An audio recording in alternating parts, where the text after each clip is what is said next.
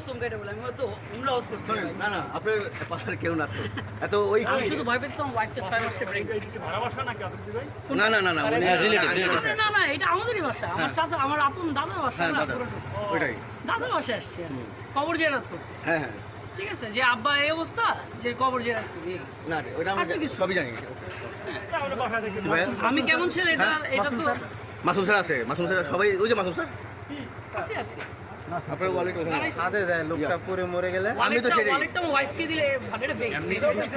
এটা বেগ একটা সানসেটে গিয়ে এটা আমার ওয়াইফকে দিত স্যার এটাও ধরেন স্যার